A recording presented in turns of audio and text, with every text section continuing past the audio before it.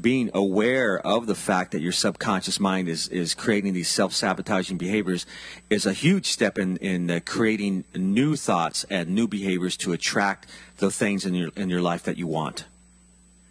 Yeah, absolutely. You know, when you were just talking, you just reminded me of an expression called contempt prior to investigation. It's a very common thing that people do that prevents them from changing and growing and being aware of things. A lot of times somebody will say, hey, why don't we go do this?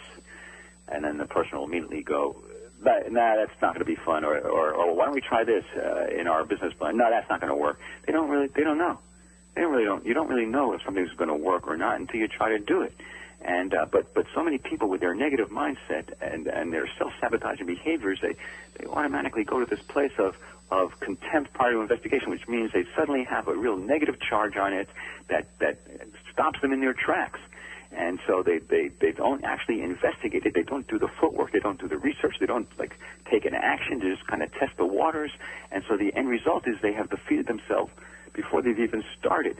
And so an important thing about recognizing your unconscious motivations is this is one of the best things to recognize is when you are engaging in contempt prior to investigation. When somebody has an idea or you have an idea and suddenly you go, nah, that won't work. That is a key immobilizer, a key self-sabotaging behavior, and it comes from the subconscious mind, and it's just a really bad thought behavior habit.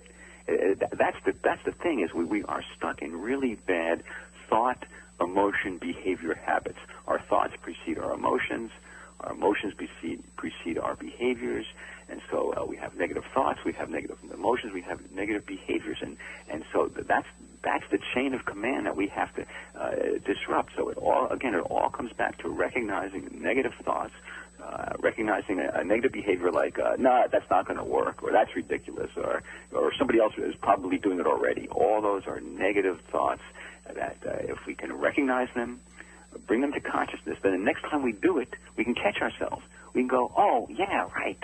I'm doing that contempt prior to investigation thing. Right. Got to stop it. Got to explore. I'm not going to go there. I'm going to give it a shot. I'm going to see what might happen here. Okay, so and that's what we do. And the more you catch yourself, the more your conscious mind is aware of the unconscious sabotaging. You start to catch yourself doing negative behaviors. You start catching yourself with negative thoughts and negative feelings. Then you short circuit. You go, no, not going to go there. The more you do this, the less time you spend in negativity, until eventually you don't even have the negative thoughts. Immediately you just have a positive, optimistic thought. You automatically you're seeing blessings in disguise. You're not seeing the clouds. You're seeing the silver linings. You're seeing the glasses half full. You're seeing the possibilities. It's not that it can't be done. You start to figure out how to do it.